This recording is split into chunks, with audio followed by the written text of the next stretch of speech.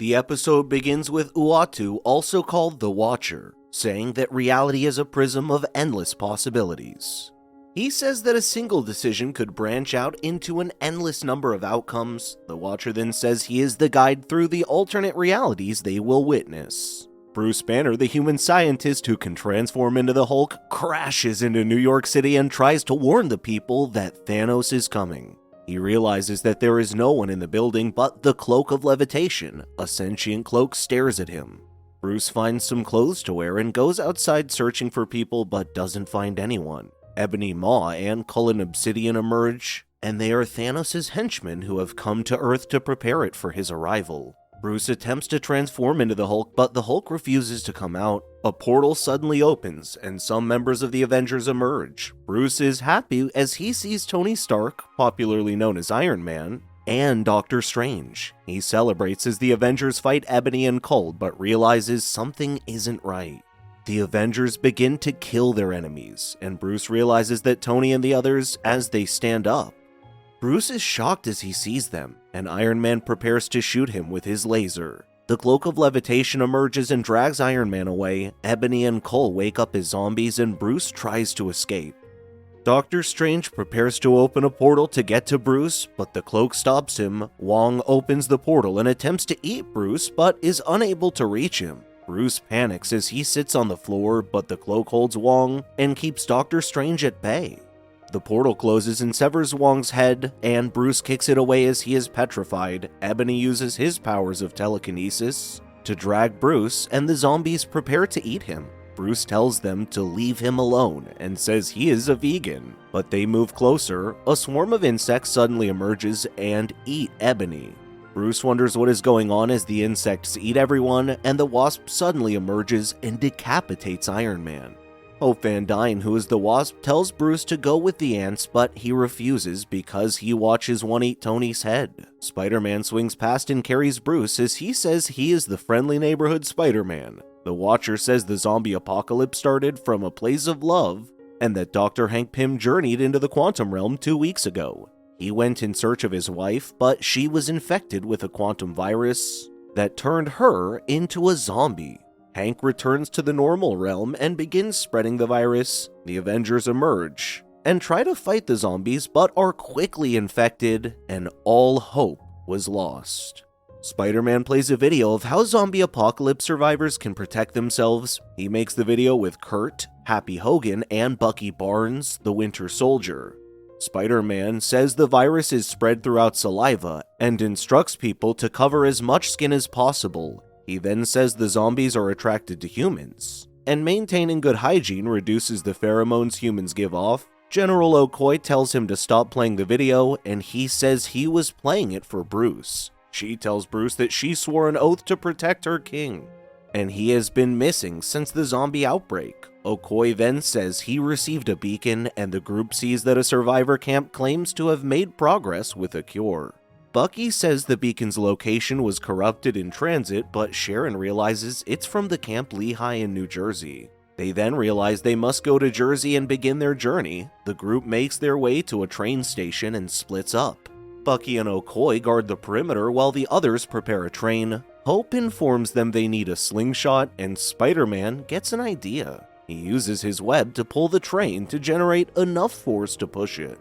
Happy and Sharon walk around as they secure the area, and Happy gets startled by some bats. An arrow suddenly pierces his shoulder and drags him into the darkness as he shoots at it. Sharon informs the others that they have a man down and gets hit by an arrow as she says Hawkeye is attacking. Falcon enters the building and Okoye jumps on him as he flies around. Happy wakes up as a zombie and moves to Sharon as she struggles to reach her gun. She then uses his laser to kill Happy and pulls the arrow out of her shoulder.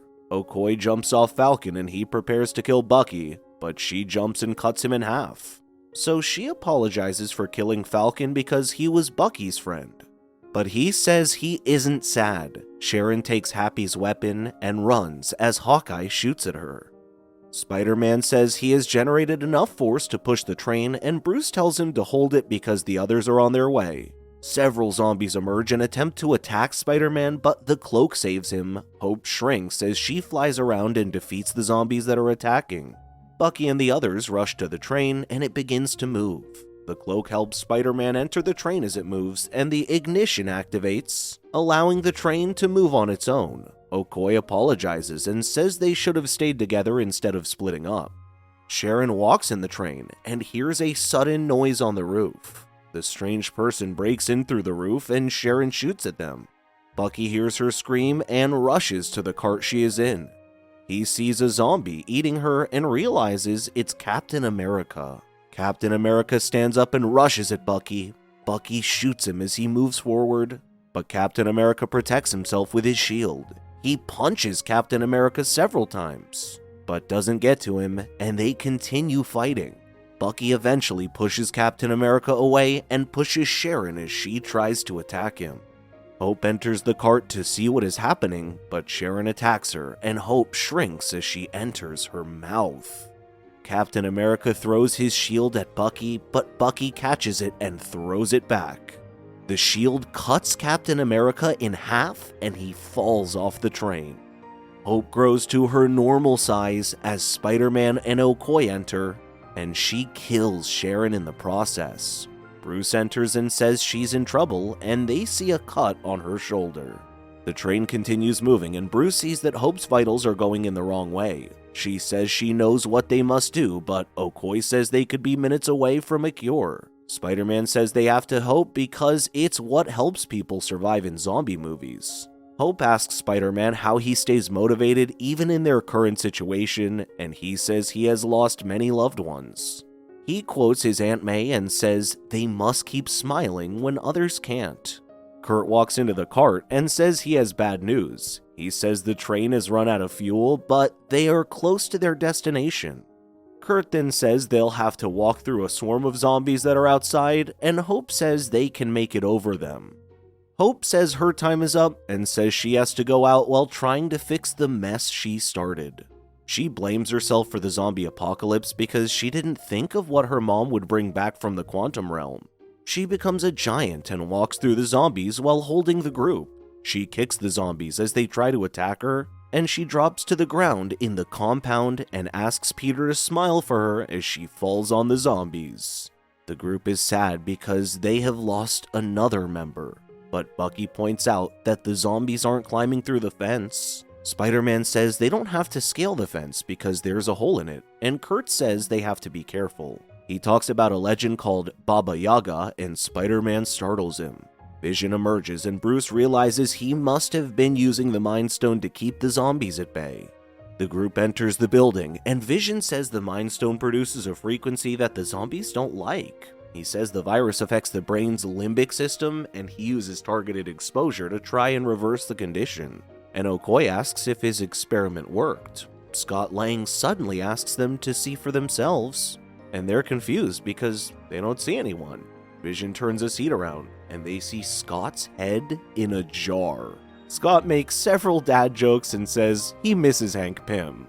Says he cured Scott, and Bruce says he will be able to cure others. He says they will need a satellite to broadcast the Mind Stone's frequency worldwide. But Vision says it's a theoretical solution.